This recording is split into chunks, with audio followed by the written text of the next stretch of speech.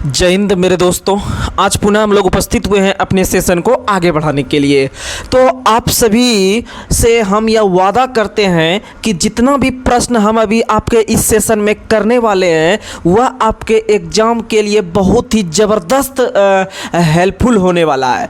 आप लोग जितने भी सेट लगाते होंगे आप लोग के सेट में मेरा प्रश्न ज़रूर टच करता होगा। भले हम अभी एक छोटे से चैनल पे आपको हम पढ़ा रहे हैं, जो भी आपको हम रिकॉल करवा रहे हैं प्रश्न, यह बहुत ही शानदार चीज़ है। आपको सिर्फ समझने की आवश्यकता है। अगर आप इस चीज़ को या फिर इस कंटेंट को जो आपको हम बता रहे हैं, अगर आप इसे लगातार बनकर आप तैयार करते हैं अपने कंटेंट को मेरे साथ, तो आप यकीन मानिए जितना भी वनडे एग्जाम होगा आप सभी में अपना अच्छा परफॉर्मेंस कीजिएगा। क्योंकि हम खुद वनडे एग्जाम जितना है हम सब निकाले हुए हैं, इसमें कहीं कोई शक नहीं है। चाहे वो आपका टेक्नीशियन का एग्जाम हो, ग्रुप डी का एग्जाम हो, या फिर आपका क्या कहते हैं आपका आरपीएफ का एग्जाम हो, आरपीएफ एसआई का एग्जाम हो, बिहार एसआई का एग्जाम हो, बिहार सचिवालय का एग्जाम हो, जितना एग्जाम होता है हम सभी एग्जाम निकाले हुए हैं। बीपीएससी प्रीलिम्स में निकाले हैं, बीपीएससी मेंस में भी लिखे हुए हैं। 312 नंबर है बिना कोई क्लास का, ये समझ लीजिए। और आगे का प्रिपरेशन जारी है, कोई बात नहीं, आगे और मौका मिलेगा, आगे और झंडा गाड़ेंगे। और वर्तमान समय में हम अभी रेलवे में कार्यरत हैं। तो चलिए आज के हम इस सेशन को शुरुआत करते हैं। आप सभी इसे पूरी ईमानदारी के साथ जितना भी हम क्वेश्चन करेंगे, आप लोग लगातार जो है कि इसे अपने कॉपी में शॉर्ट नोट्स के तरह आप लोग शॉर्ट नोट बनाने का कोशिश कीजिए, जिससे कि आपका धीरे धीरे कंटेंट जो है कि आगे बनते रहे। तो चलिए इसी के साथ आज के हम इस जबरदस्त सेशन को शुरुआत करते हैं। तो आज का मोटिवेशनल क्वोट है, अपनी जिंदगी से प्यार करो, अपनी जिंदगी से प्यार करो, माना अंधेरा है लेकिन सुबह का इंतजार करो, खुशी का समय भी आएगा एक दिन, बस तुम उस रब पर एतवार करो। यानी सिर्फ आपको ऊपर वाले पे भरोसा रख के आपको मेहनत करना है, आपको जी जान लगा देना है। इस बार एक सीट हमको लेना है, हमको सरकारी नौकरी पाना है तो पाना है, और अपने माता पिता का सपना को पूरा करके ही दिखाना है। तो चलिए इसी के साथ बिना कोई समय गवाए इसमें हम आपको 5-6 किताब से आपको जो हम डेली आपको हम अब जो है कि आपको फोटो खींच के टेलीग्राम चैनल पे भी दे देंगे। आप लोग टेलीग्राम चैनल पे जो है कि जाके आप पढ़ सकते हैं, और उसके दिन अगले दिन आपको वीडियो प्राप्त हो जाएगा। रात के 9:30 बजते एक ही वीडियो प्राप्त होगा। उसमें आपको एलपी टेक्नीशियन जितना भी एग्जाम है, ग्रुप डी का, एनटीपीसी का, जितना भी आपको सब एग्जाम में आपको फायदा करेगा। चाहे बिहार का कोई एग्जाम रहे या बिहार पुलिस रहे या कोई भी रहे। तो आगे बिहार पुलिस के अंतर्गत विभिन्न प्रकार का वैकेंसी आने वाला है, बिहार एसआई का वैकेंसी आने वाला है, बिहार एसएससी का एग्जाम होने वाला है। तो आप लोग लगातार बनकर तैयारी कीजिएगा, आपको जबरदस्त फायदा होगा।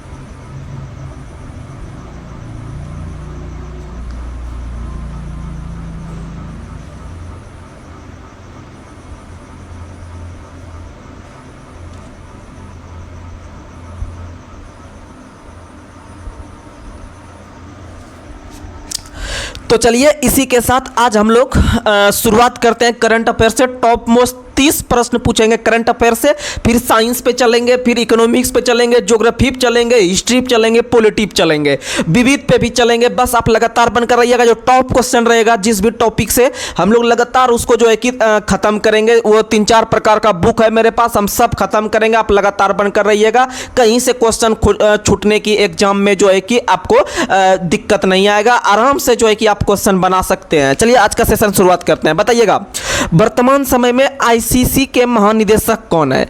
आईसीसी इंटरनेशनल क्रिकेट काउंसिल, यानी जो अंतर्राष्ट्रीय लेवल पे क्रिकेट खिलवाने वाली संस्था है उसका नाम आईसीसी है। और वर्तमान समय में आईसीसी के जो अध्यक्ष है वह ग्रेग बर्कले है। कौन है? ग्रेग बर्कले है। और इसका संबंध न्यूजीलैंड से है। कहां से है? न्यूजीलैंड से। फटाफट क्वेश्चन करते हम आगे निकलेंगे। आप पूरा मेरा सेशन देख लीजिएगा और अपने आप में आपको लगेगा कि नहीं हम कुछ आज सीखे हैं। ऐसे नहीं जो है कि आपका समय पास होगा, आपको लगेगा कि नहीं हम कुछ सीखे हैं। भले बड़े बड़े कोचिंग बड़े बड़े बात करें, लेकिन आप जब हमारे एक छोटे से चैनल पर रख के आप तैयारी कीजिएगा तो आपको जीके जीएस में दिक्कत नहीं आएगा, हम गारंटी देते हैं। और बाद में कि अपना मैथ रीजनिंग का आप खुद से प्रैक्टिस कीजिए, आपको कहीं कोई दिक्कत नहीं आएगा। जो भी एग्जाम में बैठिए आप सीधा प्रीवियस ईयर बनाइए, या जहां भी सेट बनाते होंगे आप सेट बनाइए, आपका नंबर वहां पर उठेगा और एग्जाम में भी नंबर आएगा। अगला सवाल, तो आईसीसी के महानिदेशक ग्रेग बर्कले है। कौन है? Greg Berkeley. कौन है? ग्रेग बर्कले है। कौन है? ग्रेग बर्कले न्यूजीलैंड के है, याद रखिएगा। अंतर्राष्ट्रीय क्रिकेट संघ के जो वर्तमान में अध्यक्ष है वह ग्रेग बर्कले है। कहां के? न्यूजीलैंड के। आगे बढ़ते हैं, अगला सवाल बताना है, आईसीसी के वर्तमान में सीईओ कौन है? तो आईसीसी के जो सीईओ है वह जियोफ एलार्डिस है। कौन है? जियोफ एलार्डिस। आईसीसी के सीईओ कौन है? तो जियोफ एलार्डिस। और अगर आपसे क्वेश्चन पूछेगा कि आईसीसी की पहली स्वतंत्र महिला निदेशक कौन बनी है, तो आईसीसी की पहली महिला स्वतंत्र महानिदेशक जो बनी है वह इंदिरा नूई बनी है। कौन बनी है? इंदिरा नूई बनी है। कौन बनी है? इंदिरा नूई। तो आईसीसी के बारे में 3 सवाल। आईसीसी के अध्यक्ष कौन है? ग्रेग बर्कले, जिसका संबंध न्यूजीलैंड से है। आईसीसी के सीईओ कौन बने हैं? तो सॉरी आईसीसी के सीईओ कौन बने हैं? तो याद रखिएगा जियोफ एलार्डिस। वहीं आईसीसी की पहली स्वतंत्र महिला निदेशक कौन बनी है? तो इंदिरा नूई बनी है। आगे बढ़ते हैं, अगला सवाल बताना है, एशियाई क्रिकेट परिषद के अध्यक्ष कौन है? तो एशियाई, अभी हम बोल रहे थे पूरे विश्व का विश्व क्रिकेट परिषद, लेकिन अभी बोल रहे हैं एशियाई क्रिकेट परिषद यानी एशियन क्रिकेट काउंसिल, एसीसी। और याद रखिएगा इसके वर्तमान में जो अध्यक्ष है वह जय शाह है। कौन है? जय शाह, याद रखिएगा। कौन है? अमित शाह का बेटा जय शाह वर्तमान में एसीसी के अध्यक्ष है और साथ ही साथ बीसीसीआई के जो है कि सचिव है। बीसीसीआई कौन है? बीसीसीआई के सचिव है, याद रखिएगा। आगे बढ़ते हैं, अगला सवाल आप लोग बताइएगा कि अंतर्राष्ट्रीय ओलंपिक संघ के अध्यक्ष कौन है? तो अंतर्राष्ट्रीय ओलंपिक संघ के जो अध्यक्ष है वह थॉमस बाक है। कौन है? Thomas Bach. अंतर्राष्ट्रीय ओलंपिक संघ के जो अध्यक्ष है कौन है? Thomas Bach. और थॉमस बाक का संबंध कहां से है? जर्मनी से। थॉमस बाक का संबंध कहां से है? जर्मनी से। थॉमस बाक का संबंध कहां से है? जर्मनी से, याद रखिएगा। आगे बढ़ते हैं, अगला सवाल बताना है कि वर्तमान में फीफा के अध्यक्ष कौन है? FIF है, फीफा।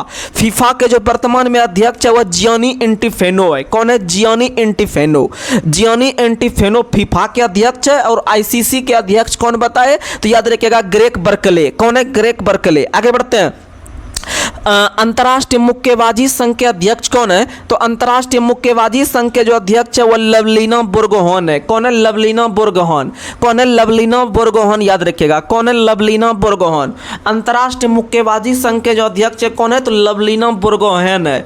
अंतर्राष्ट्रीय मुक्केबाजी संघ के अध्यक्ष कौन है? तो लवलीना बोर्गोहेन है। आगे बढ़ते हैं, बीसीसीआई के अध्यक्ष कौन बने हैं? रोजर बिन्नी। बीसीसीआई के अध्यक्ष कौन बने हैं? तो रोजर बिन्नी बने हैं, याद रखिएगा।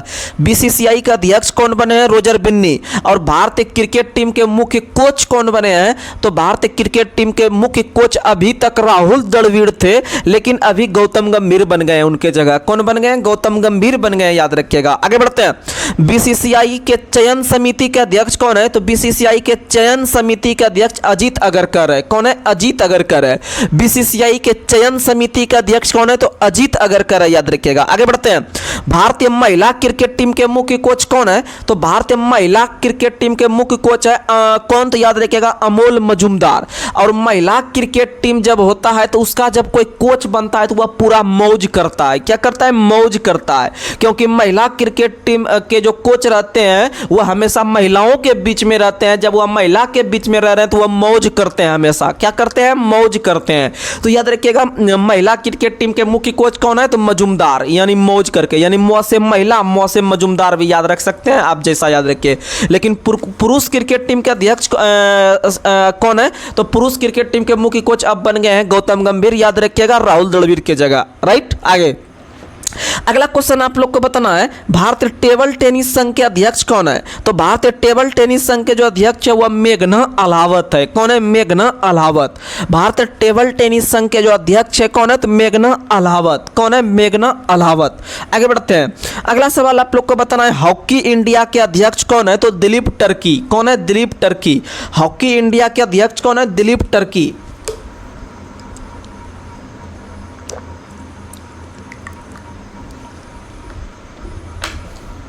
तो याद रखिएगा हॉकी इंडिया के अध्यक्ष कौन है? दिलीप टर्की। आगे बढ़ते हैं, अगला सवाल बताना है, भारतीय मुक्केबाजी संघ के अध्यक्ष कौन है? अजय सिंह। भारतीय मुक्केबाजी संघ के अध्यक्ष कौन है? अजय सिंह। लेकिन अभी से पहले लवलीना बोर्गोहेन के बारे में बताए। अंतर्राष्ट्रीय मुक्केबाजी संघ का अध्यक्ष लवलीना बोर्गोहेन और राष्ट्रीय मुक्केबाजी संघ के अध्यक्ष कौन है? तो अजय सिंह है। आगे बढ़ते हैं, अगला सवाल बताना है, भारतीय ओलंपिक संघ के पहली महिला अध्यक्ष कौन बनी है? तो भारतीय ओलंपिक संघ की पहली महिला अध्यक्ष पीटी उषा बनी है। कौन बनी है? पीटी उषा। आगे बढ़ते हैं, अगला सवाल आप लोग को बताना है, भारतीय बैडमिंटन संघ के अध्यक्ष कौन है? तो भारतीय बैडमिंटन संघ के अध्यक्ष है हेमंत बिस्वा शर्मा। कौन बने हैं? हेमंत बिस्वा शर्मा। भारतीय, अगर आपसे क्वेश्चन पूछेगा कि भारतीय बैडमिंटन संघ के अध्यक्ष कौन है? हेमंत बिस्वा शर्मा। आगे बढ़ते हैं, भारतीय पैरा ओलंपिक समिति का अध्यक्ष कौन है? तो भारतीय पैरा ओलंपिक समिति का अध्यक्ष देवेंद्र झाझड़िया है। कौन है? देवेंद्र झाझड़िया। कौन है? देवेंद्र झाझड़िया, याद रखिएगा, पैरा ओलंपिक। आगे बढ़ते हैं, अगला सवाल, इरडा के महानिदेशक कौन है? तो इरडा पांडा, इरडा पांडा, इरडा पांडा, इरडा पांडा, यानी IRDA, insurance regulatory development authority of India, IRDA, याद रखिएगा। और इरडा का मुख्यालय कहाँ में? तो हैदराबाद में है। और यह इंश्योरेंस करने का काम करती है, यह बीमा करने का काम करती है, याद रखिएगा। और इसके अध्यक्ष कौन है? तो देवाशीष पांडा। कौन है? देवाशीष पांडा, याद रखिएगा, यानी इरडा पांडा, इरडा पांडा, इरडा पांडा, इरडा पांडा। आगे बढ़ते हैं, अगला सवाल आप लोग को बताना है, LIC के अध्यक्ष वर्तमान में कौन है? तो सिद्धार्थ मोहंती। LIC के अध्यक्ष कौन है? सिद्धार्थ मोहंती। LIC के अध्यक्ष कौन है? सिद्धार्थ मोहंती। LIC के अध्यक्ष कौन है? सिद्धार्थ मोहंती। आगे बढ़ते हैं, अगला सवाल आप लोग को बताना है कि वर्तमान समय में बताना है कि आपको भारतीय रिजर्व बैंक के गवर्नर कौन है? शक्तिकांत दास। भारतीय रिजर्व बैंक के गवर्नर कौन है? शक्तिकांत दास 25वें नंबर के। और 4 उप गवर्नर है, और चारों उप गवर्नर का नाम है, पहला नाम है स्वामीनाथन जानकी रमन, और इसमें दूसरा नाम आता है आपका TV रविशंकर, और तीसरा नाम आता है राजेश्वर राव, और चौथा नाम आता है माइकल देवव्रत पात्रा। माइकल देवव्रत पात्रा, यानी याद रखिएगा, जानकी रमन, शंकर, राजेश्वर और पात्रा, ये याद रखिएगा। और RBI के गवर्नर कौन है? शक्तिकांत दास। और RBI के मुख्य वित्त अधिकारी कौन है? सुधा बालकृष्णन। कौन है? सुधा बालकृष्णन। आपको जो करंट अफेयर्स अभी हम बता रहे थे, आपको ये वार्षिकांक जो स्पीडी का आता है, ये आपको रेलवे और बिहार के अंतर्गत जितने भी एग्जाम होंगे आपको लगभग यह कवर करवा देंगे। आप लोग लगातार बनकर रहिएगा। चलिए अब हम लोग चलते हैं जो है कि आपको साइंस पे लेके चलते हैं, साइंस के बाद इकोनॉमिक्स पे चलेंगे। बताइएगा, आप लोग को बताना है कि रक्त से संबंधित अध्ययन क्या कहलाता है? तो रक्त का अध्ययन हीमेटोलॉजी कहलाता है। क्या कहलाता है? हीमेटोलॉजी। आप लोग को बताते हैं, रक्त में हीम नाम का रंजक पाया जाता है, रक्त में हीमोग्लोबिन पाया जाता है। तो ह से हीमोग्लोबिन, ह से हीम नाम का रंजक पाया जाता है। और याद रखिएगा, इसीलिए ह से हीमेटोलॉजी, ह से हीमेटोलॉजी। तो याद रखिएगा, हीमेटोलॉजी में रक्त का अध्ययन करते हैं। और याद रखिएगा, आपका यकृत का अध्ययन क्या कहलाता है? तो यकृत का अध्ययन हेपेटोलॉजी कहलाता है। क्या कहलाता है? हेपेटोलॉजी कहलाता है। यानी हीमेटो मो आएगा तो मारना है रक्त, और हिपेटो पो आएगा तो मारना है यकृत। क्या मारना है? यकृत। वहीं गुर्दा का अध्ययन क्या कहलाता है? तो गुर्दा का अध्ययन नेफ्रोलॉजी कहलाता है। क्या कहलाता है? नेफ्रोलॉजी। गुर्दा का अध्ययन क्या कहलाता है? नेफ्रोलॉजी। गुर्दा का अध्ययन नेफ्रोलॉजी। और गुर्दा का इकाई को न्यूरॉन कहते हैं। क्या कहते हैं? न्यूरॉन कहते हैं, सॉरी नेफ्रॉन कहते हैं। गुर्दा का इकाई क्या होता है? नेफ्रॉन। और न्यूरॉन जो होता है वह तंत्रिका तंत्र का इकाई कहलाता है। क्या कहलाता है? तंत्रिका तंत्र का इकाई न्यूरॉन कहलाता है। इसीलिए न्यूरोलॉजी में हम लोग तंत्रिका तंत्र का अध्ययन करते हैं, और नेफ्रोलॉजी में हम लोग गुर्दा का अध्ययन करते हैं। वहीं हम लोग हड्डी का अध्ययन ऑस्टियोलॉजी में करते हैं। वहीं हम लोग कोशिका का अध्ययन साइटोलॉजी में करते हैं। वहीं हम लोग जो है कि ऊतकों का अध्ययन हिस्टोलॉजी में करते हैं। वहीं हम लोग ये त्वचा का अध्ययन डर्मेटोलॉजी में करते हैं। हम लोग हड्डी से हड्डी का जोड़ का अध्ययन ऑर्थोलॉजी में करते हैं। मस्तिष्क का अध्ययन फ्रेनोलॉजी में करते हैं। कान का अध्ययन ओडोलॉजी में करते हैं। नाक का अध्ययन राइनोलॉजी में करते हैं। तो आप ये सब याद रखने का प्रयास कीजिएगा। आगे बढ़ते हैं, कृत्रिम माध्यम से ऊतकों का संवर्धन क्या कहलाता है? तो कृत्रिम माध्यम से ऊतकों का संवर्धन टिश्यू कल्चर कहलाता है। क्या कहलाता है? टिश्यू कल्चर कहलाता है। आगे बढ़ते हैं, अगला सवाल आप लोग को बताना है कि मानव के विकास, रीति रिवाज एवं इतिहास एवं परंपरा से संबंधित विषय का अध्ययन क्या कहलाता है?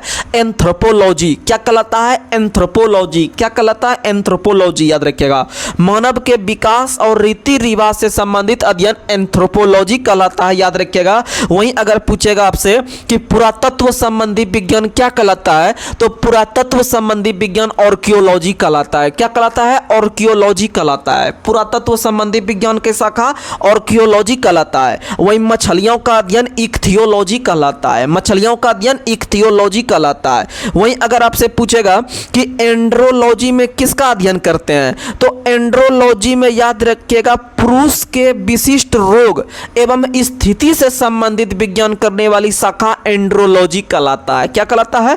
एंड्रोलॉजी। वहीं आपका नवजात शिशु का अध्ययन न्यूनोलॉजी कहलाता है। नवजात शिशु को हम लोग नूनू कहते हैं, घर में नहीं कहते हैं। जब जैसे बच्चा का जन्म होता है तो उसको नवजात शिशु कहते हैं, या फिर हम लोग घर में नूनू भी कहते हैं। तो याद रखिएगा नूनू यानी नवजात शिशु, यानी न्यूनोलॉजी बोलिएगा। क्या बोलिएगा? न्यूनोलॉजी बोलिएगा। नवजात शिशु का अध्ययन न्यूनोलॉजी मारिएगा। क्या मारिएगा? न्यूनोलॉजी। लेकिन बच्चों से संबंधित बीमारी का जो अध्ययन कहलाता है वह पीडियाट्रिक्स में करते हैं। किस में करते हैं? पीडियाट्रिक्स में करते हैं। तो बच्चों से संबंधित बीमारी का अध्ययन करने वाली शाखा पीडियाट्रिक्स कहलाती है, लेकिन नवजात शिशु का अध्ययन करने वाली शाखा जो कहलाती है, अध्ययन जो कहलाता है वह न्यूनोलॉजी कहलाता है। क्या कहलाता है? न्यूनोलॉजी। और नवजात शिशु में हड्डी की संख्या 300 होती है। कितनी होती है? 300। आगे बढ़ते हैं। अगला सवाल आप लोग को बताना है कि चिकित्सा विज्ञान की कौन सी शाखा यकृत के उपचार एवं अध्ययन से संबंधित कहलाता है, तो हेपेटोलॉजी। क्या कहलाता है? हेपेटोलॉजी यकृत। हेपेटोलॉजी यकृत। आगे बढ़ते हैं। अगला सवाल बताना है अल्सर बीमारी जो होता है उसका अध्ययन क्या कहलाता है, तो अल्सर का अध्ययन हेल्कोलॉजी कहलाता है। क्या कहलाता है? हेल्कोलॉजी। क्या कहलाता है? हेल्कोलॉजी। वहीं बुजुर्गों का अध्ययन जो कहलाता है वह क्या कहलाता है? याद रखिएगा आप लोग को क्या कहलाता है, तो जियोट्रिक्स कहलाता है। क्या कहलाता है? जियोट्रिक्स कहलाता है, या जियोलॉजी भी बोल सकते हैं। आगे बढ़ते हैं। अगला सवाल आप लोग को बताना है कि जैव विविधता का अध्ययन किस में करते हैं, तो टेक्सोनोमी में। किस में करते हैं? टेक्सोनोमी में। जैव विविधता का अध्ययन किस में करते हैं? टेक्सोनोमी में करते हैं। वहीं मानव व्यवहार का अध्ययन एंथ्रोपोलॉजी। मानव व्यवहार का अध्ययन एंथ्रोपोलॉजी। लेकिन खगोल विज्ञान की शाखा क्या कहलाती है, तो खगोल विज्ञान की शाखा एस्ट्रोलॉजी कहलाती है। क्या कहलाती है? एस्ट्रोलॉजी के अंतर। लेकिन सौरमंडल का अध्ययन कॉस्मोलॉजी में करते हैं। किस में करते हैं? कॉस्मोलॉजी में करते हैं, याद रखिएगा। आगे बढ़ते हैं। जीवाश्म का अध्ययन क्या कहलाता है? पैलेंटियोलॉजी। जीवाश्म का अध्ययन पैलेंटियोलॉजी। जीवाश्म का अध्ययन पैलेंटियोलॉजी। आगे बढ़ते हैं। आप लोग को बताना है कि पादप विज्ञान में किसका अध्ययन किया जाता है, तो पादप विज्ञान में जो हम लोग करते हैं पौधों का अध्ययन। किसका अध्ययन करते हैं? पौधों का। वहीं अगर पूछेगा कि वनस्पति विज्ञान किस शब्द से लिया गया एक शब्द है, तो याद रखिएगा वनस्पति विज्ञान ग्रीक शब्द से लिया गया है। किससे लिया गया? ग्रीक। यानी बोटनी जो होता है, बोटनी का ही हिंदी नाम होता है वनस्पति विज्ञान। तो याद रखिएगा बोटनी शब्द जो लिया गया है वह ग्रीक भाषा से। किस भाषा से? ग्रीक भाषा से लिया गया है। और बोटनी विज्ञान का पिता जो कहलाता है वह थियोफ्रेस्टस कहलाता है। कौन कहलाता है? थियोफ्रेस्टस। वनस्पति विज्ञान का पिता थियोफ्रेस्टस कहलाता है। वहीं चिकित्सा विज्ञान का पिता हिप्पोक्रेट्स कहलाता है। क्या कहलाता है? हिप्पोक्रेट्स कहलाता है, याद रखिएगा। चलिए हम लोग आगे बढ़ते हैं। कुछ सवाल हम फिजिक्स का ले लेंगे। धीरे धीरे जो है कि हम लोग आगे बढ़ेंगे और बहुत अच्छे अच्छे सवालों से हम लोग रूबरू होंगे। तो बताइएगा अगला सवाल आप लोग को बताना है कि कार्य में क्या क्या होता है, तो कार्य में कोई दिशा नहीं होता है, केवल परिणाम होता है। उसमें क्या होता है? केवल परिमाण होता है, याद रखिएगा। कार्य में दिशा नहीं होता है, कार्य में केवल परिणाम होता है। इसीलिए कार्य है एक कैसी राशि, तो कार्य एक अदिश राशि है। कार्य एक कैसी राशि है, तो कार्य एक अदिश राशि है, याद रखिएगा। और कार्य बराबर सूत्र होता है क्या, तो कार्य यानी कि W बराबर होता है FS, यानी बल गुना विस्थापन होता है, याद रखिएगा। वहीं अगर थीटा एंगल से अगर कार्य हो रहा है तो W बराबर FS cos थीटा। W बराबर FS cos थीटा होता है। आप लोग याद रखने का प्रयास कीजिएगा। आगे बढ़ते हैं। अगला सवाल बताना है निम्न में से कौन अधिक काम कर सकता है, तो चार ऑप्शन देते हैं। एलपी का पूछा हुआ सवाल है। निम्न में से कौन सबसे अधिक काम कर सकता है? पहला ऑप्शन है एक घूमता हुआ पहिया। दूसरा ऑप्शन है आपका बंदूक की एक चलती हुई गोली। तीसरा ऑप्शन है गतिशील पत्थर। चौथा ऑप्शन है एक उठाया हुआ हथौड़ा। तो याद रखिएगा इसमें से सबसे अधिक जो काम होगा वह चलती हुई बंदूक से गोली, याद रखिएगा। चलती हुई गोली, बंदूक, याद रखिएगा। इसमें सबसे अधिक कार्य होगा और आप लोग को बता दें कि प्रतिक्रिया कार्य के प्रतिक्रिया यानी क्रिया प्रतिक्रिया का जो नियम कहते हैं वह न्यूटन के तीसरे गति नियम को कहते हैं। और न्यूटन के तीसरे गति नियम पे ही बंदूक से गोली जो है कि आपका कार्य करती है, याद रखिएगा, क्योंकि इसमें गोली को अधिक दूर तक भी स्थापित कर सकते हैं। जैसे आप मान लीजिए कि आपको हम पहले बता चुके हैं, पहले जो क्लास करते होंगे आपको बता देते हैं कि कार्य आपका तभी संभव होता है जब विस्थापन होता है। जब क्या होता है? विस्थापन, यानी जिस भी वस्तु में विस्थापन सबसे अधिक होगा, यानी एक वस्तु को उठा के दूसरे वस्तु दूरी तक, अगर जितना लंबी दूरी तक हम रखेंगे जाके, उसमें जो है कि अधिक मेरा ऊर्जा या कार्य करना पड़ेगा। तो याद रखिएगा कि जो वस्तु सबसे लंबी दूरी तक तय करता है उसी में जो है कि याद रखिएगा आपका सबसे अधिक जो है कि कार्य हुआ माना जाएगा। तो पहला ऑप्शन था एक घूमता हुआ पहिया। अब बताइए पहिया जब घूमेगा घूमता हुआ तो वो ज्यादा आपका कार्य नहीं कर पाएगा। दूसरा ऑप्शन है बंदूक की चलती हुई गोली, तो गोली दे दनादन करके बहुत दूर तक जाएगी, तो ये सबसे अधिक। वहीं तीसरा ऑप्शन है गतिशील पत्थर, पत्थर ज्यादा दूर नहीं जा पाएगा। चौथा ऑप्शन है एक उठा हुआ हथौड़ा, एक उठा हुआ हथौड़ा में स्थितिज ऊर्जा होता है और वहीं एक चलता हुआ हथौड़ा में दोनों ऊर्जा होता है। तो याद रखिएगा ये भी ज्यादा दूर तय नहीं कर पाएगा, तो सबसे लंबी दूरी तक तय करेगा बंदूक वाला गोली, याद रखिएगा। आगे बढ़ते हैं, अगला सवाल आप लोग को बताना है। अगला सवाल बताइएगा, ध्वनि प्रदूषण के अंतर्गत प्रबलता का स्तर किस में व्यक्त करते हैं? तो ध्वनि में जो प्रबलता का स्तर व्यक्त करते हैं वह फोन संख्या में। किस में व्यक्त करते हैं? फोन संख्या में। आगे बढ़ते हैं, तरंग वेग का एसआई मात्रक क्या होता है? मीटर प्रति सेकंड। तरंग वेग, सीधा वेग समझना है, वेग का एसआई मात्रक क्या होता है? मीटर पर सेकंड। चाल का भी एसआई मात्रक क्या होता है? मीटर प्रति सेकंड, याद रखिएगा। आगे बढ़ते हैं, कूलम्ब पर सेकंड किसका का दूसरा नाम क्या है? तो कूलम्ब पर सेकंड, कूलम्ब पर सेकंड यानी कूलम्ब बटे समय, कूलम्ब बटे समय यानी कूलम्ब कूलम्ब किस में मापते हैं? तो आवेश को मापते हैं। और सेकंड को किस में मापते हैं? तो समय को, यानी कि आपका क्या हो गया? आवेश बटे समय। आवेश बटे समय जो होता है वह विद्युत धारा बराबर होता है, यानी याद रखिएगा विद्युत धारा को हम लोग एम्पियर में मापते हैं, यानी एम्पियर या कूलम्ब पर सेकंड जो हुआ दोनों एक हो गया। कूलम्ब पर सेकंड और जो आपका एम्पियर हुआ दोनों समान हुआ, याद रखिएगा। आगे बढ़ते हैं, विद्युत ऊर्जा व्यय का वाणिज्यिक मात्रक क्या होता है? किलोवाट घंटा। क्या होता है? किलोवाट घंटा, याद रखिएगा। और 1 किलोवाट घंटा का मान होता है 3.6 गुना 10 टू दी पावर 6, 3.6 गुना 10 पे पावर 6 जूल होता है, याद रखिएगा। आगे बढ़ते हैं, अगला सवाल आप लोग को बताना है, यदि बल F बराबर 0, यदि बल F बराबर 0 हो तो किया गया कार्य का मान भी कितना होगा? तो 0 होगा, क्योंकि आपको बताया है कि किया गया कार्य यानी W बराबर होता है Fs। जब यहां पर F का मान 0 दे दिया तो वहां सब चीज 0 हो जाएगा। समझ में आ गया? तो चलिए अब हम लोग चलते हैं इकोनॉमिक्स के कुछ सवाल को करते हैं, फिर हम लोग पॉलिटी पे चलेंगे। तो आप लोग लगातार बनकर रहिएगा। बताइएगा, भारत के अंदर में किस व्यक्ति के द्वारा, भारत के अंदर में किस व्यक्ति के द्वारा डाकू राज्य की उपमा दी गई है? डाकू राज्य की उपमा किस कालखंड को प्रदान की गई है? याद रखिएगा 1765 से लेके 72 तक का जो कालखंड बंगाल में रहा है, इस काल को के एम पन्निकड़ के द्वारा डाकू राज्य की उपमा दी गई है।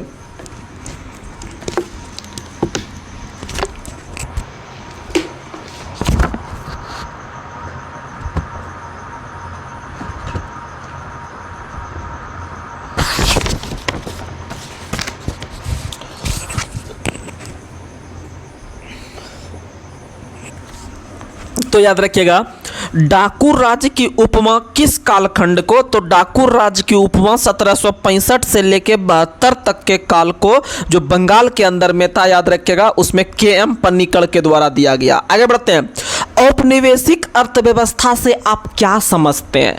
तो सबसे पहले औपनिवेशिक, जैसे आपको बोलचाल के भाषा में बहुत आदमी बोल देता होगा भारत 200 साल तक उपनिवेश रहा ब्रिटेन का या फिर आपका इंग्लैंड का।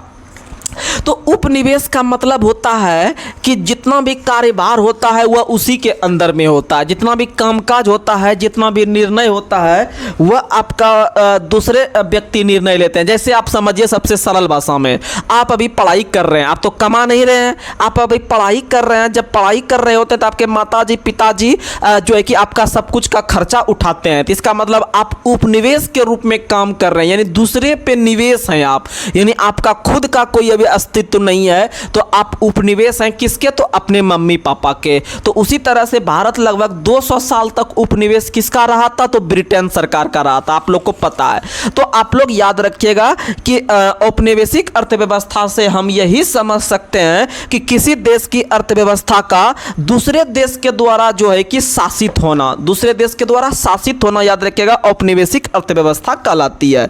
आगे बढ़ते हैं, अगला सवाल है भारत में ग्रामीण अवस्थापना, भारत में ग्रामीण अवस्थापना विकास कोष कार्यक्रम को कार्यान्वित करने वाली मुख्य संस्था कौन सी है? तो नाबार्ड है। कौन सा है? नाबार्ड।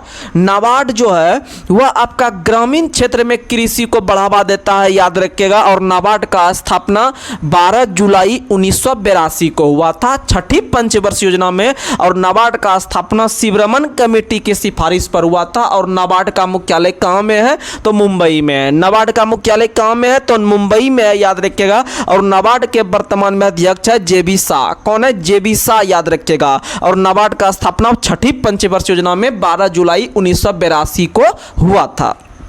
आगे बढ़ते हैं, अगला सवाल आप लोग को बताना है कि अर्थतंत्र में ज्ञान, तकनीकी कुशलता और शिक्षा आदि को किस प्रकार की पूंजी माना जाता है? तो मानवीय पूंजी। किस प्रकार का पूंजी?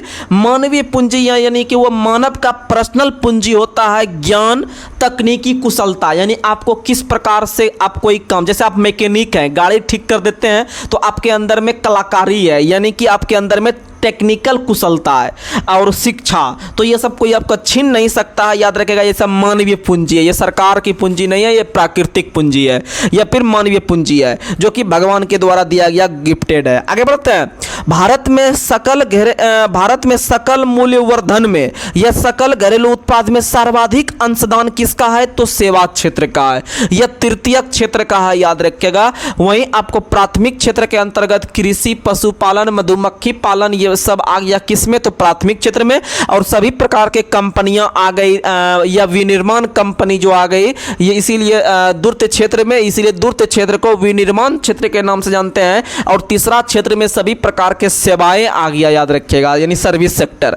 आगे बढ़ते हैं, अगला सवाल आप लोग को बताना है, सेवा क्षेत्र में किस वर्ग का भारत का जीवीए में सर्वाधिक हिस्सा 2021-22 में था? याद रखिएगा, वित्त, रियल एस्टेट और व्यावसायिक सेवाएं से था, याद रखिएगा। आगे बढ़ते हैं, भारत में प्रति व्यक्ति आय का कितना अनुमान दादा भाई नौरोजी ने पहली बार लगाया था? तो मात्र 20 रुपया लगाया था 1867 से 68 में, याद रखिएगा। दादा भाई नौरोजी ने पहली बार आपका प्रति व्यक्ति या फिर राष्ट्रीय आय का आकलन किया था। आगे बढ़ते हैं, अगला सवाल आप लोग को बताना है, हमारी प्रणाली एक ऐसे स्पंज के रूप में काम करती है, हमारी प्रणाली एक ऐसे स्पंज के रूप में काम करती है जो गंगा के किनारे से प्रत्येक अच्छी वस्तु ले लेती है, फिर टेम्स के किनारे पर निचोड़ देती है। यह वक्तव्य किसका था? तो जॉन सुल्विन का था। किसका था? जॉन सुल्विन का। देखिएगा इसका कहने का सेंस क्या है। कहने का सेंस यह है कि हमारे यहाँ गंगा सबसे फेमस नदी है, यह प्रसिद्ध नदी है, यह राष्ट्रीय नदी है, उसके किनारे विभिन्न प्रकार के अच्छी वस्तु लेती है। यानी भारत से विभिन्न प्रकार का जो कीमती सामान है यहाँ से लेके अंग्रेज ने लंदन चल जाते थे। और लंदन जो है वह टेम्स नदी के किनारे है, तो इसीलिए यहाँ पर है कि गंगा के किनारे से प्रत्येक अच्छी वस्तु ले लेती है, फिर टेम्स के किनारे पर निचोड़ देती है। यह कथन किस महापुरुष का था? तो याद रखिएगा, जॉन सुल्विन का। किसका कथन है? जॉन सुल्विन का। आगे बढ़ते हैं, भू धारण प्रणाली सर्वप्रथम कहां और किसके द्वारा लागू की गई? तो 1833 में लॉर्ड विलियम बेंटिंग के द्वारा आगरा एवं अवध में लागू किया गया था, याद रखने का प्रयास कीजिएगा। वहीं आगरा शहर का स्थापना सिकंदर लोदी के द्वारा 1504 ईस्वी में। वहीं आपका अगर बात करते हैं आपका अवध, तो अवध के अंतिम नवाब वाजिद अली शाह हुए हैं और उसी अवध को आज हम लखनऊ के नाम से जानते हैं। और 1857 में अवध से जो लड़ने वाले भारत नायक थे वो कौन थे? तो बेगम हजरत महल थे। कौन थे? बेगम हजरत महल थे, याद रखिएगा। आप लोग नाम सुने होंगे सिराजुद्दौला का, आप नाम सुने होंगे शुजाउद्दौला का, तो दोनों में बहुत अंतर है। तो सिराजुद्दौला का संबंध बंगाल के नवाब से था और शुजाउद्दौला का संबंध अवध के नवाब से था, दोनों में बहुत अंतर है। आप लोग एक बिहार दरोगा में इस बार प्रीलिम्स में क्वेश्चन पूछा था कि प्लासी का युद्ध किसके किसके बीच हुआ था। ऑप्शन में शुजाउद्दौला भी दे दिया था, यानी अंग्रेज और शुजाउद्दौला भी दे दिया था, और एक और ऑप्शन में अंग्रेज और सिराजुद्दौला भी दे दिया था। बहुत बच्चा फंस के शुजाउद्दौला मार दिया, तो आपको फंसना नहीं है। शुजाउद्दौला जो था वह अवध का नवाब था और बंगाल का नवाब जो था वह सिराजुद्दौला था। कौन था? सिराजुद्दौला था, याद रखिएगा।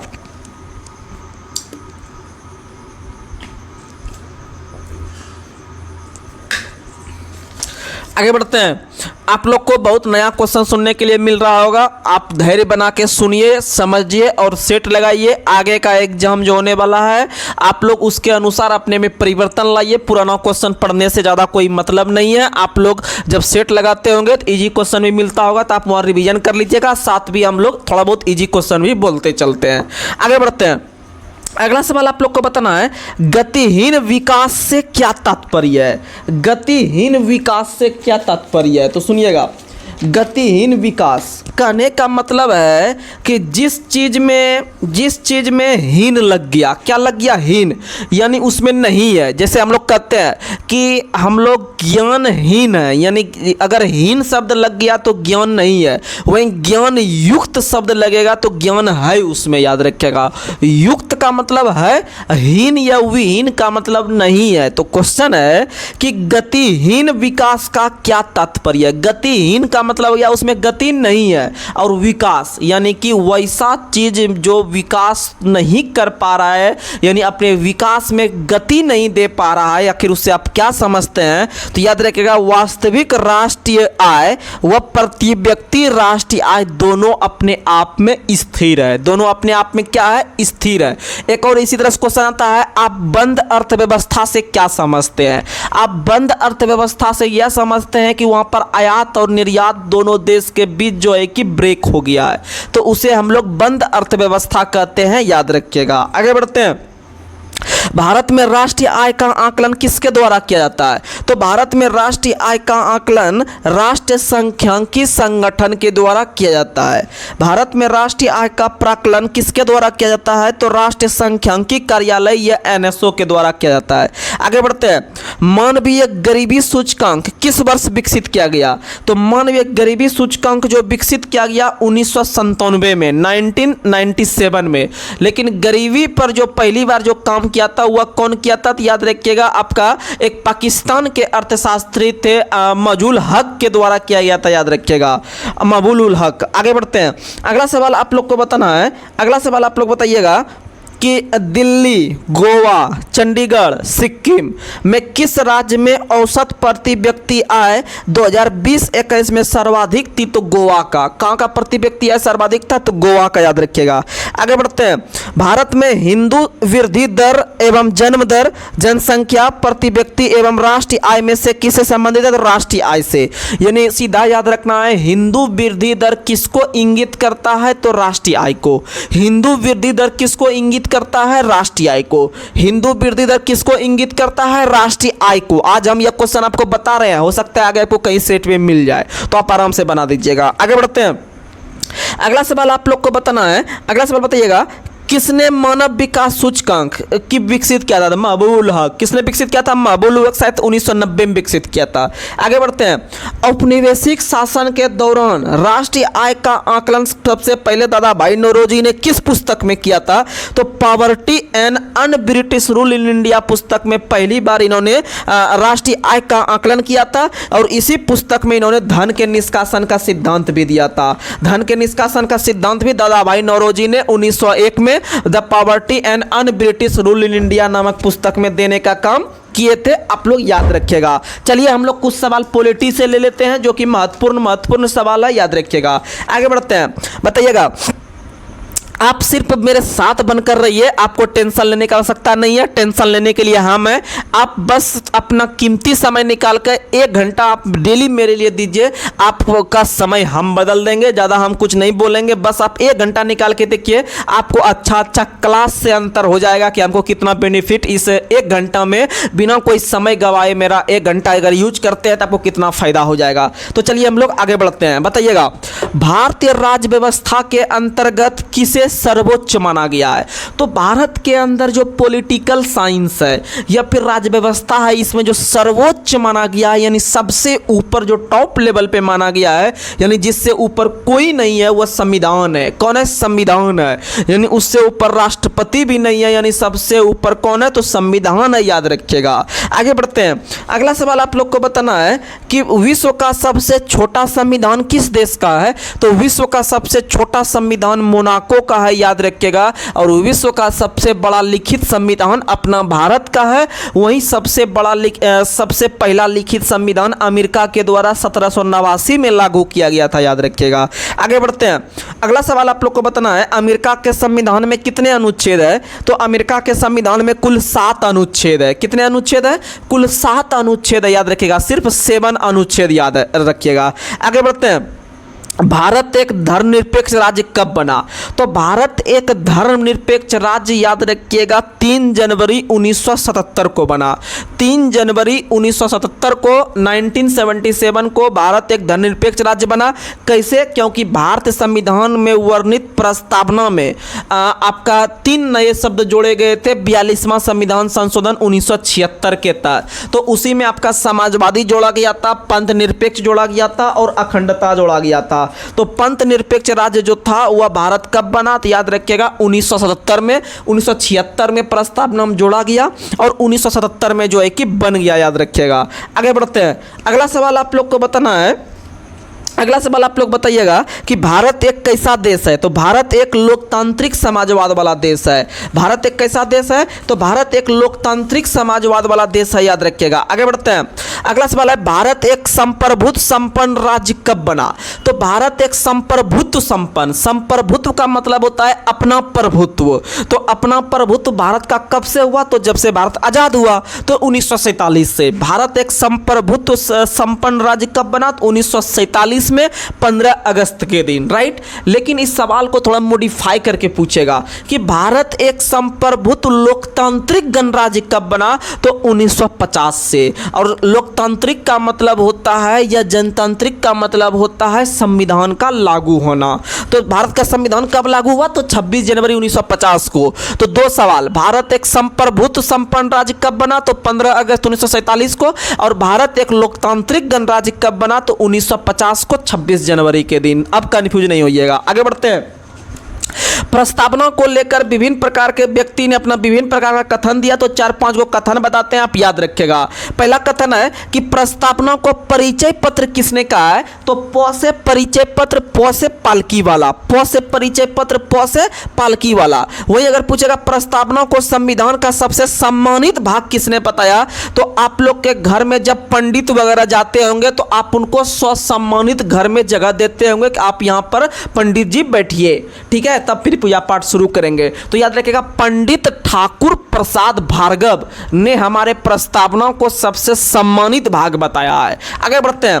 प्रस्तावना को किस व्यक्ति ने, भारतीय प्रस्तावना को किस व्यक्ति ने प्रस्तावना की तुलना अमेरिकी घोषणा पत्र के समान बताया? तो याद रखिएगा मोहम्मद हिदायतुल्लाह।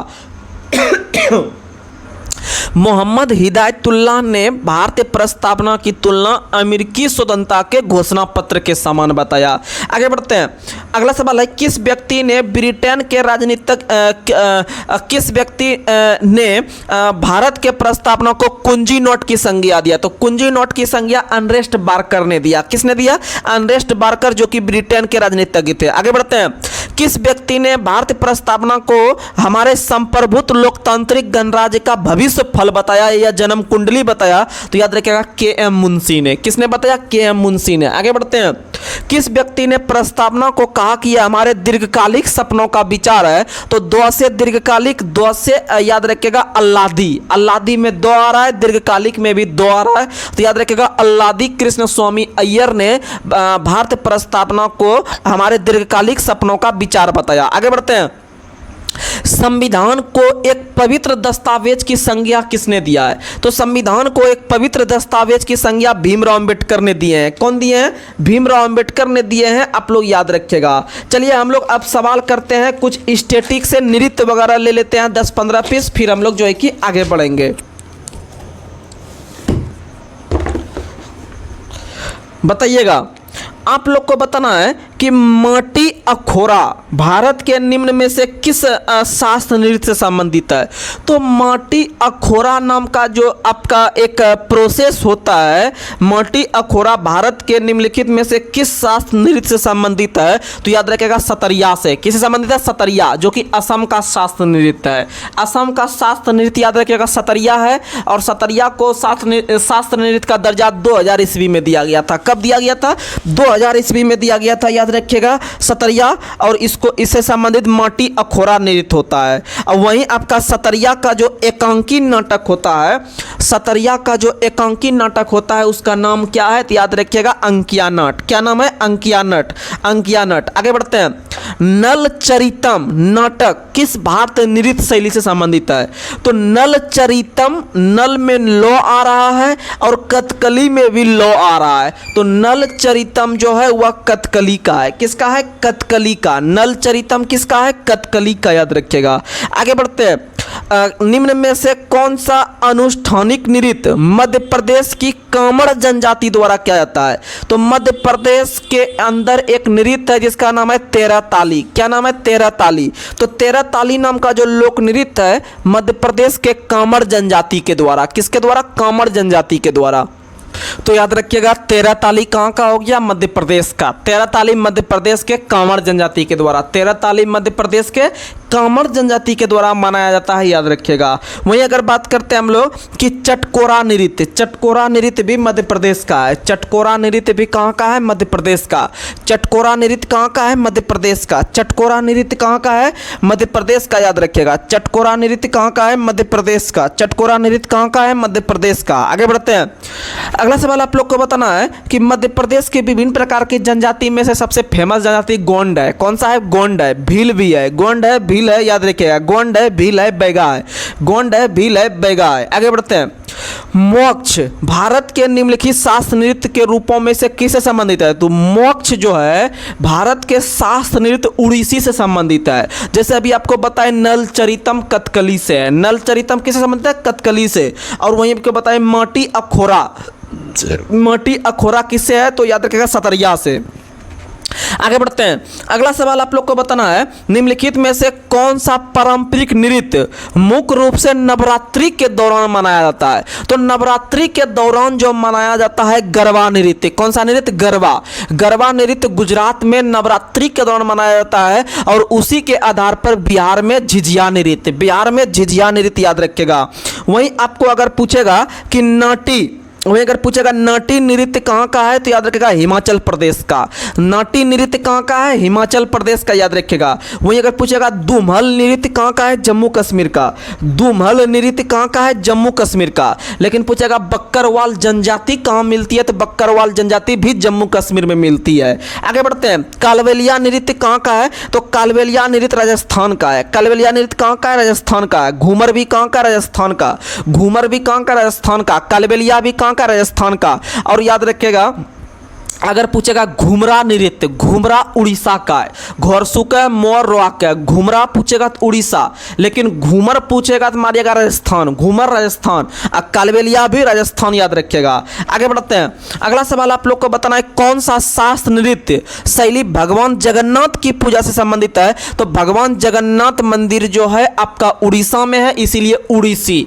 भगवान जगन्नाथ की पूजा की जाती है उड़ीसी में, याद रखिएगा, उड़ीसी में याद रखिएगा।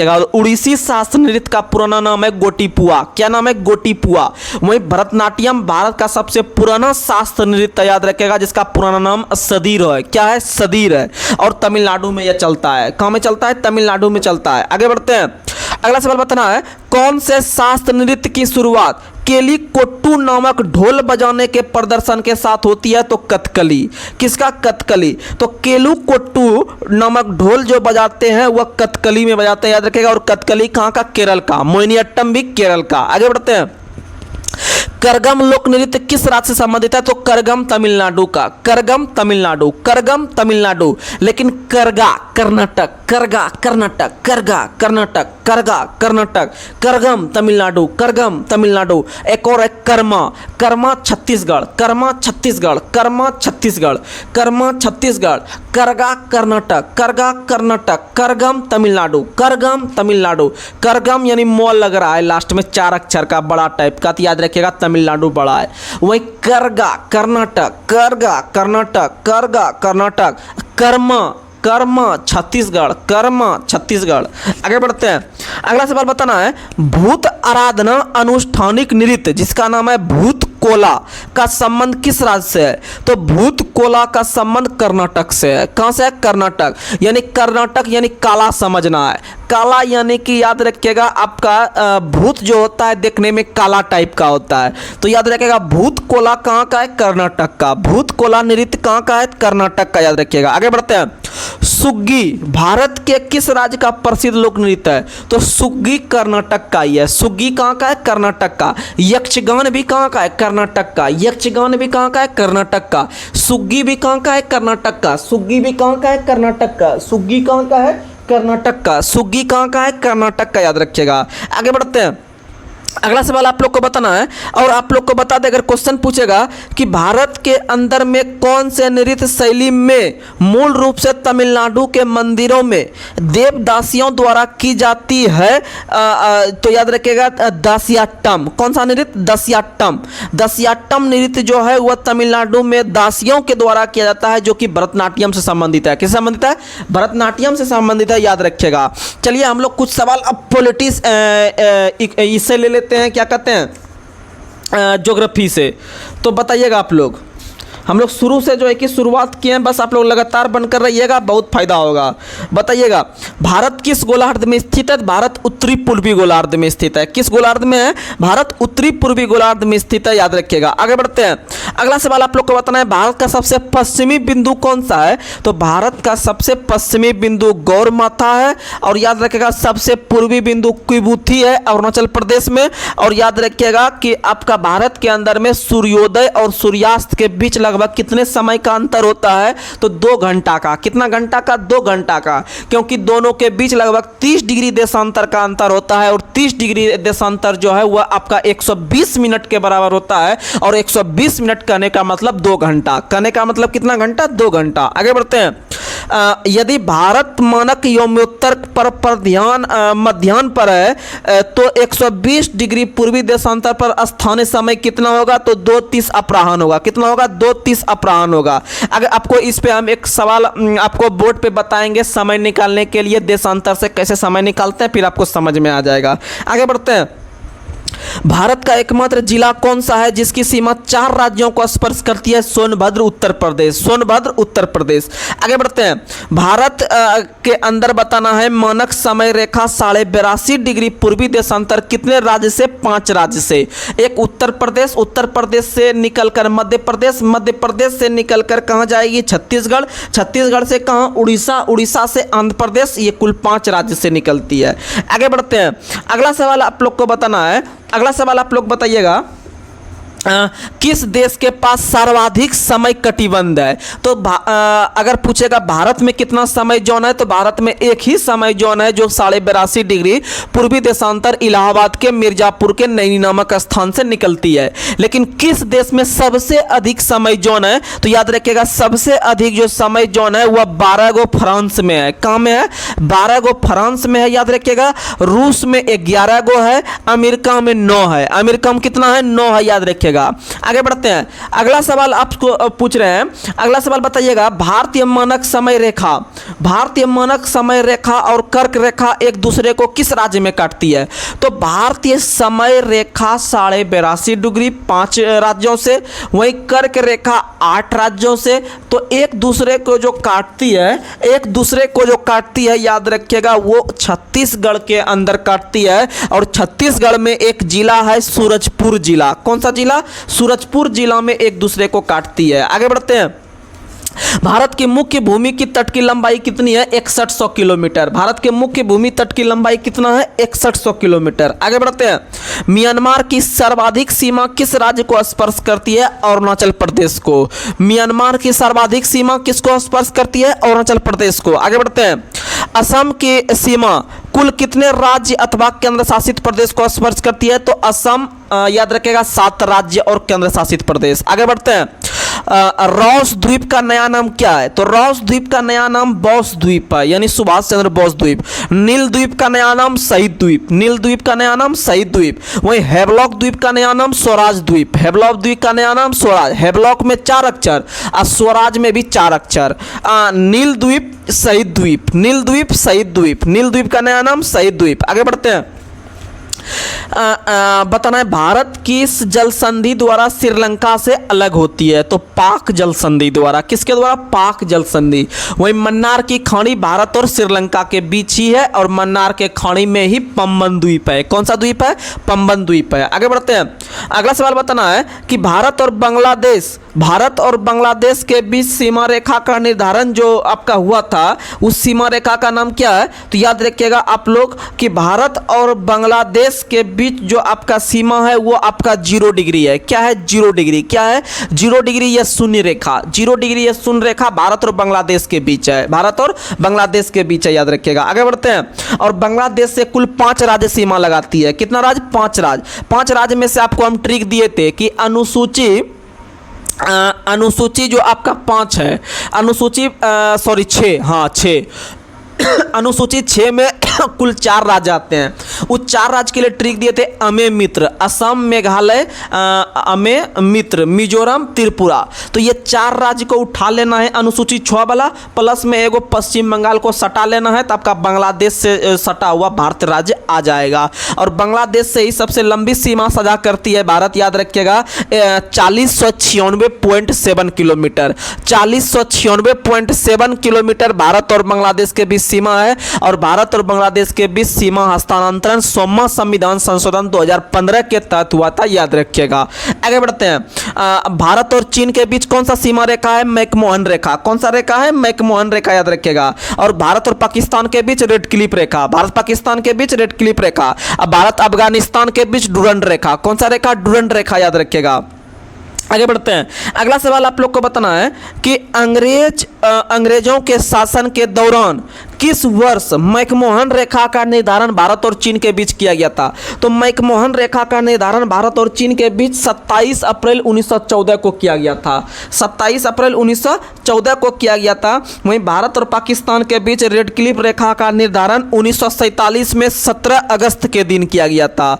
और इस रेखा का निर्धारण बॉर्डर कमीशन द्वारा किया गया था। किस कमीशन द्वारा? बॉर्डर कमीशन के द्वारा किया गया था। और किसकी अध्यक्षता में? तो सर जे रेडक्लिफ की अध्यक्षता में। किसकी अध्यक्षता में? सर जे रेडक्लिफ की अध्यक्षता में। तो चलिए अब हम लोग स्पीडी का कुछ सवाल कर देते हैं जो कि आपको एग्जाम के लिए महत्वपूर्ण है। बताइएगा, अजंता में सर्वाधिक प्राचीन गुफा संख्या कौन है? तो 9-10 है। कौन है? 9-10। अजंता की गुफा बौद्ध धर्म से संबंध रखता है, याद रखिएगा। गुप्त काल में बना था अजंता की गुफा। और अजंता की गुफा में सर्वाधिक प्राचीन गुफा पूछेगा तो कौन है? तो 9 और 10 है। 9 और 10 है। आगे बढ़ते हैं, तुगलक वंश के किस शासक ने बंगाल को 3 भागों में विभाजित किया था? तो तुगलक वंश का शासक गयासुद्दीन तुगलक। तुगलक वंश के शासक गयासुद्दीन तुगलक ने बंगाल को 3 भागों में बांटने का काम किया था। आगे बढ़ते हैं। तारीख उल हिंद की रचना किसने की है? तो अलबुर्नी ने। किसने किया? अलबुर्नी ने। और तहकीक हिंद भी कहते हैं इस पुस्तक को, याद रखिएगा, अलबुर्नी ने। आगे बढ़ते हैं। मौर्य काल में लिया जाने वाला कर क्या कहलाता था? तो मौर्य काल में लिया जाने वाला कर हिरण्य कहलाता था। क्या कहलाता था? हिरण्य कहलाता था। और पंचमार्ग सिक्का जो चलता था मौर्य काल में ही, पंचमार्ग सिक्का जो चलता था मौर्य काल में ही चलता था। आगे बढ़ते हैं। वहीं शेरशाह ने कबूलियत एवं पट्टा प्रथा का शुरुआत भी किया था। तो आपको हम थोड़ा इजी प्रश्न भी अब रख रहे हैं, तो बताइएगा, मानव निर्मित प्रथम तत्व कौन सा है? पोलोनियम। मानव निर्मित प्रथम तत्व पोलोनियम। आगे बढ़ते हैं। किस वंश के शासनकाल में भारत पर हुनों का पहला आक्रमण हुआ था? तो गुप्त काल में। किस काल में? गुप्त काल में। आगे बढ़ते हैं। समुद्र की जितनी गहराई तक सूर्य किरणें पहुंचती है उसे क्या कहते हैं? तो यूफोटिक कहते हैं। क्या कहते हैं? यूफोटिक। आगे बढ़ते हैं। लाहौर का किला किसने बनवाया था? अकबर ने। किसने बनवाया था? अकबर ने।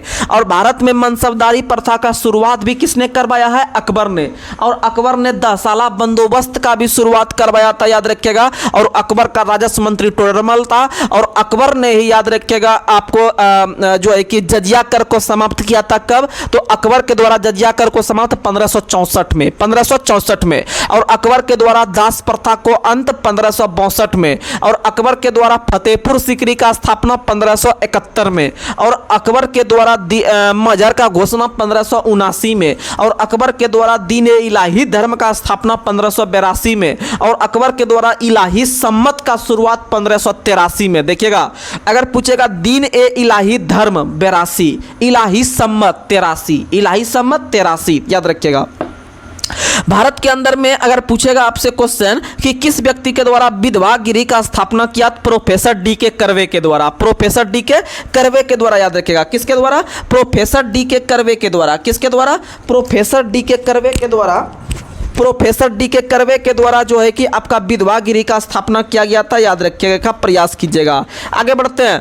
अगला सवाल बताना है, वाटरलू का मैदान किस देश में है? तो वाटरलू का जो मैदान है वह बेल्जियम में है। कहाँ में? बेल्जियम में। आगे बढ़ते हैं। अगला सवाल बताना है कि अजंता का चित्र किस स्टाइल में बना है? तो अजंता का चित्र टेम्परा स्टाइल में बना है। किस स्टाइल में बना है? टेम्परा स्टाइल में। किस स्टाइल में बना है? टेम्परा स्टाइल में, याद रखिएगा। आगे बढ़ते हैं। क्रिकेट मैच का भारत में टीवी पर सीधा प्रसारण दिल्ली से शुरू हुआ कब? 1966 से। कब से शुरू हुआ? 1966 से। तो आपको एनर्जी देने के लिए एक मोटिवेशनल क्वेट आप लोगों के लिए ला रहे हैं। मुश्किल नहीं है कुछ दुनिया में, मुश्किल नहीं है कुछ दुनिया में, तू जरा हिम्मत तो कर। मुश्किल नहीं है कुछ दुनिया में, तू जरा हिम्मत तो कर।